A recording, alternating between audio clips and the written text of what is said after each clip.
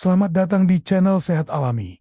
Kalau Anda di sini ingin tahu bagaimana cara sehat secara alami, selamat Anda datang di video dan channel yang tepat. Karena saya di sini akan menjelaskan penyebab atas masalah kesehatan dan membagikan cara sehat dengan bahan alami tanpa obat-obatan. Dan jika Anda mempunyai saran ataupun pendapat tentang kesehatan, bisa dituliskan di kolom komentar agar kita bisa berdiskusi bersama. Ketika makan enak jadi sumber sakit. Pak Mulyono adalah seorang pensiunan pegawai koperasi dari Magelang. Usianya 68 tahun. Badannya masih tegap dan senyumnya selalu ramah. Ia dikenal di lingkungan sekitar sebagai orang yang rajin mengikuti pengajian dan senang berbagi makanan dengan tetangganya. Namun, siapa sangka, di balik kesehariannya yang ceria, Pak Mulyono diam-diam menyimpan rasa khawatir karena keluhan di tubuhnya makin hari makin sering datang. Hampir setiap sore, beliau mengalami perut kembung, mual, dan sering sendawa. Kadang-kadang, malam harinya dia sulit tidur karena perut terasa begah, bahkan sesekali terasa seperti ditusuk. Sudah beberapa kali beliau berobat ke dokter. Hasilnya, tidak ada kelainan serius. Kata dokter, ini hanya masalah pencernaan biasa. Tapi, bagi Pak Mulyono, rasa tak nyaman itu cukup menyiksa. Nafsu makan menurun, dan tubuhnya mulai sering lemas. Beliau mulai khawatir.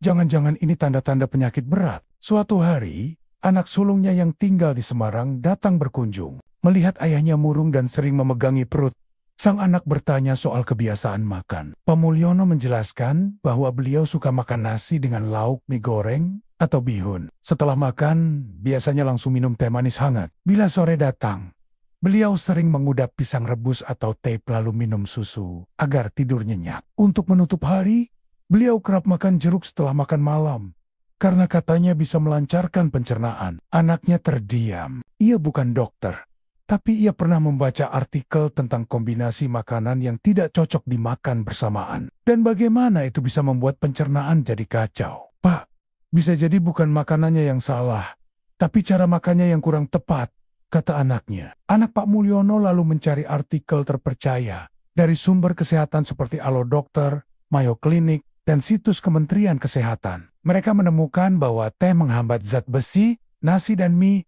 menyebabkan lonjakan gula, susu dan buah asam membuat perut mudah kembung, dan sebagainya. Pak Mulyono mendengarkan dengan seksama. Awalnya agak ragu, karena kebiasaan itu sudah beliau jalani selama puluhan tahun. Tapi karena keluhannya tak kunjung reda, beliau bersedia mencoba saran anaknya. Minggu pertama, Pak Mulyono mulai membiasakan tidak makan nasi dan mie dalam satu piring. Ia memilih salah satunya saja dan menambahkan sayur sebagai pelengkap. Teh manis diganti dengan air jahe rebus setelah makan, terutama di malam hari. Buah tidak lagi dimakan setelah makan, tapi dimakan pagi hari saat perut belum terisi. Pisang dan susu tidak dikonsumsi bersamaan. Bila ingin minum susu, beliau menunggu 2 jam setelah makan pisang. Dalam waktu 4 hari, perut beliau terasa lebih ringan. Tidak ada lagi rasa begah atau nyeri menusuk di malam hari. Minggu kedua, beliau mulai merasa lapar secara teratur.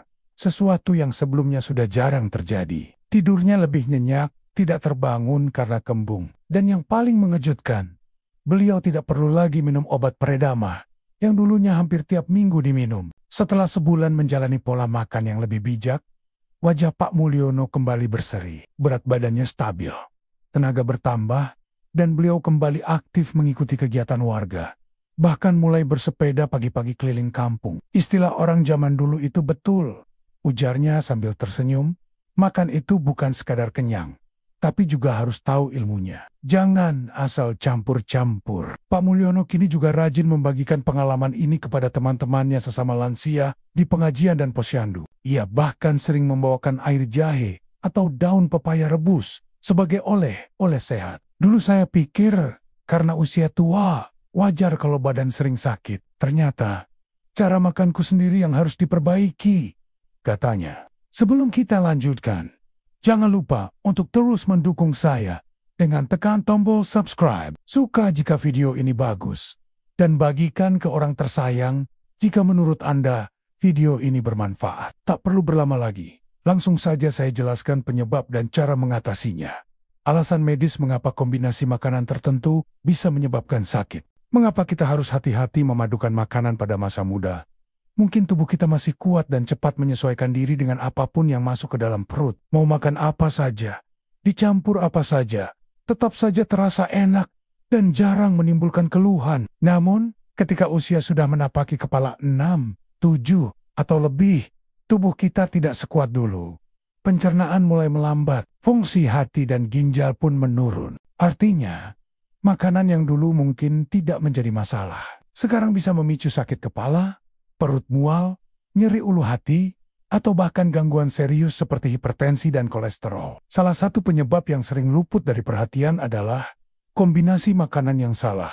Makanan tertentu sebenarnya tidak boleh dimakan bersamaan, karena bisa saling mengganggu dalam proses pencernaan. Kombinasi yang tidak tepat bisa menghasilkan gas berlebihan, menyulitkan tubuh menyerap nutrisi penting, bahkan menciptakan senyawa berbahaya yang memperberat kerja organ tubuh. Kombinasi makanan yang harus diwaspadai, berikut beberapa kombinasi makanan yang banyak dikonsumsi oleh masyarakat, termasuk para lansia, namun ternyata dapat menimbulkan masalah kesehatan jika tidak diperhatikan dengan benar. Pertama, teh tambah makanan tinggi zat besi.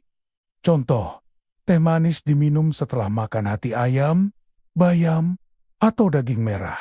Masalahnya, teh mengandung zat bernama tenin yang bisa mengikat zat besi dari makanan. Akibatnya, zat besi tidak dapat diserap oleh tubuh. Padahal, zat besi sangat penting untuk mencegah anemia, yang gejalanya bisa berupa lemas, pucat, mudah pusing, dan jantung berdebar. Peringatan, banyak lansia yang rutin minum teh setelah makan, karena merasa hangat di perut. Namun kebiasaan ini justru menghambat penyerapan zat besi dari makanan sehat yang baru dikonsumsi. Kedua, buah asam tambah susu. Contoh, jeruk, mangga muda, nanas dimakan bersamaan dengan susu atau yogurt. Masalahnya, asam dari buah bisa menggumpalkan protein dalam susu, membentuk semacam gel yang sulit dicerna. Hasilnya, tubuh jadi susah menyerap manfaat baik dari susu maupun buah. Efek samping yang sering muncul adalah kembung, sendawa berlebihan, hingga diare. Khususnya bagi lansia, ini berbahaya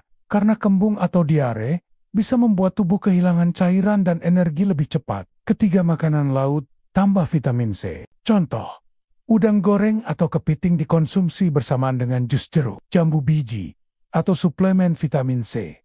Masalahnya, kandungan senyawa anorganik dalam makanan laut, seperti arsenik dalam jumlah kecil, sebenarnya tidak berbahaya bila sendiri. Tapi jika bertemu dengan vitamin C dalam jumlah banyak, senyawa tersebut bisa berubah menjadi arsenik trivalen, yakni bentuk arsenik yang sangat beracun. Ini bukan sekadar teori. Di berbagai jurnal medis, kasus keracunan ringan hingga sedang akibat kombinasi ini pernah dilaporkan, terutama bila dilakukan rutin dalam jangka panjang.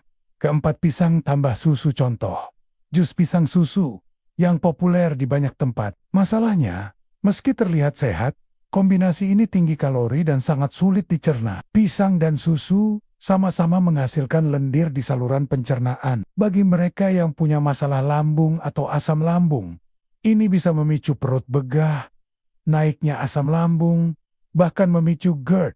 Kelima, nasi tambah mie. Contoh, nasi goreng yang dicampur mie, atau makan nasi dengan lauk mie goreng. Masalahnya, kedua makanan ini sama-sama karbohidrat sederhana. Artinya, ketika dikombinasikan, tubuh mendapat lonjakan gula darah yang cepat. Dalam jangka pendek, mungkin hanya membuat cepat mengantuk. Tapi bila terus dilakukan, bisa memicu diabetes, kolesterol, dan obesitas. Fakta di lapangan, banyak orang tua di Indonesia menyukai makan berat seperti ini, terutama saat ada hajatan atau acara keluarga. Padahal, hal ini justru menjadi beban tambahan bagi organ dalam yang sudah melemah. Penjelasan ilmiah tentang pencernaan dan kombinasi makanan. Tubuh kita bekerja seperti mesin yang teratur. Setiap makanan membutuhkan enzim berbeda dan kondisi pH tertentu untuk dicerna dengan baik. Misalnya, protein seperti daging, telur, atau ikan membutuhkan enzim pepsin dan lingkungan yang asam di lambung. Karbohidrat seperti nasi, roti, dan mie membutuhkan enzim amilase yang bekerja di kondisi basah. Ketika dua jenis makanan yang berbeda dicampur tanpa aturan, maka tubuh kebingungan. Enzim yang seharusnya bekerja menjadi tidak maksimal. Akibatnya, makanan berfermentasi di lambung, menghasilkan gas. Terjadi ketidakseimbangan mikrobiota usus, sehingga bakteri jahat lebih dominan. Nutrisi tidak diserap maksimal, menyebabkan keluhan umum seperti perut kembung, mual, diare, hingga sembelit. Jika dilakukan terus-menerus, kondisi ini bisa menyebabkan peradangan kronis pada usus, leaky gut, bahkan memicu penyakit degeneratif seperti kanker saluran cerna. Gejala yang sering dialami akibat salah kombinasi makanan. Berikut beberapa tanda umum yang sering muncul. Perut terasa penuh, padahal makan tidak banyak. Sering bersendawa atau buang angin dengan bau tidak sedap. Cepat lelah setelah makan. Nafsu makan menurun. Mulut terasa pahit, mual, atau ingin muntah setelah makan makanan tertentu. Frekuensi buang air besar berubah-ubah. Sering merasa cemas atau jantung berdebar tanpa sebab. Gejala-gejala di atas seringkali tidak dianggap serius karena dianggap sudah biasa atau karena usia. Namun, jika ditelusuri, banyak di antaranya muncul karena kebiasaan makan yang tidak tepat. Cara umum menghindari dan mengatasi: hentikan kebiasaan langsung minum teh atau kopi. Setelah makan, gantilah dengan air putih hangat karena membantu proses pencernaan tanpa mengganggu penyerapan zat gizi. Kedua, pisahkan waktu makan buah dan makanan berat. Idealnya, buah dikonsumsi 30-60 menit sebelum makan utama, bukan sesudah. Jika ingin makan buah setelah makan, beri jeda 1,5-2 jam. Ketiga, jangan minum susu bersamaan dengan buah asam. Jika ingin mengonsumsi susu, pastikan tidak sedang kenyang buah. Konsumsi susu sendiri, misalnya di pagi hari atau malam sebelum tidur. Keempat, batasi makanan karbohidrat ganda. Cukup satu sumber karbohidrat per porsi. Contohnya, nasi tanpa mie atau roti tanpa kentang. Kelima, makanlah dengan tenang dan perlahan. Mengunyah makanan dengan baik membantu enzim bekerja lebih efisien. Makan tergesa-gesa membuat sistem pencernaan menjadi panik dan tidak optimal. Perubahan gaya hidup tidak harus besar dan rumit. Cukup dengan mengenal makanan yang cocok dan tidak cocok dimakan bersamaan, kita bisa memperbaiki kesehatan secara bertahap. Banyak orang yang merasa sering sakit, tapi tidak tahu sebabnya. Setelah ditelusuri, penyebabnya bukan karena virus atau penyakit berat, melainkan karena cara makan yang tidak sesuai dengan kerja tubuh. Makanan seharusnya menjadi obat, bukan penyebab penyakit. Maka mari kita mulai dari hal kecil. Perhatikan kombinasi makanan setiap kali makan. Makanan yang sehat belum tentu tetap sehat ketika dikombinasikan dengan jenis makanan lain secara sembarangan. Tubuh manusia, apalagi di usia senja, memerlukan perhatian lebih dalam hal pencernaan. Dengan memahami logika tubuh dan kerja enzim pencernaan, kita dapat menjaga diri dari berbagai keluhan yang sering dianggap sepele, namun sebenarnya bisa dicegah. Jangan tunggu sakit untuk berubah.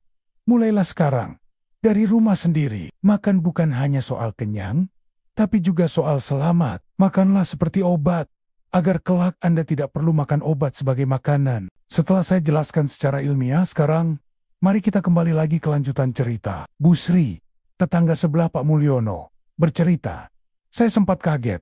Loh, lihat beliau sekarang bisa jalan cepat, senyum terus, dan tidak sering masuk angin lagi. Padahal dulu hampir tiap malam kedengaran beliau batuk dan keluhan perut." Anak beliau pun mengatakan bahwa hasil kontrol tekanan darah dan gula darah Pak Mulyono juga semakin stabil. Tidak ada lagi keluhan aneh-aneh seperti sebelumnya. Bahkan dokter puskesmas sampai heran, kenapa sekarang Pak Mulyono sudah tidak datang berobat lagi. Yang dilakukan hanyalah mengubah kebiasaan makan yang kecil, tapi berdampak besar. Dari kisah Pak Mulyono, kita bisa mengambil beberapa pelajaran berharga. Bila perut sehat, tubuh ikut sehat. Pencernaan yang terganggu bisa memicu penyakit lain seperti asam urat, kolesterol, bahkan jantung. Meskipun makanan tertentu dianggap sehat, jika dikombinasikan sembarangan, tetap saja bisa menjadi penyebab masalah. Contohnya, susu dan jeruk, mie dan nasi, teh dan bayam, air jahe, daun pepaya, dan teh daun jambu ternyata punya manfaat besar untuk memulihkan saluran pencernaan. Dan semua itu bisa ditemukan dengan harga murah di pasar. Dalam banyak kasus ringan sampai sedang, cukup dengan mengubah pola makan dan pola pikir, kesehatan bisa pulih secara alami. Kisah Pak Mulyono adalah bukti nyata bahwa ilmu kecil yang dipraktikkan dengan konsisten bisa menghasilkan perubahan besar. Tubuh manusia dirancang sangat cerdas. tapi ia perlu bantuan. Bantuan dari cara makan yang benar, bantuan dari makanan yang dipilih dengan hati-hati. Mungkin di usia senja, kita tidak bisa mengulang masa muda, tapi kita masih bisa memperpanjang masa sehat kita. Mulailah dari hal sederhana. Perhatikan apa yang Anda makan dan bagaimana Anda menggabungkannya. Karena makan bukan hanya soal rasa, tapi juga soal masa depan tubuh kita. Mari ucapkan selamat tinggal kepada obat-obatan, dan mulai dengan bahan alami yang lebih sehat, tanpa efek samping. Dan jika Anda mempunyai pertanyaan ataupun permintaan untuk bahan alami lainnya, untuk mengobati sakit tertentu, silakan dituliskan di kolom komentar, agar saya bisa membahasnya di video yang akan datang. Sekian dan terima kasih. Semoga hari Anda menyenangkan. Salam sehat sejahtera untuk kita semua. Sampai jumpa di video selanjutnya.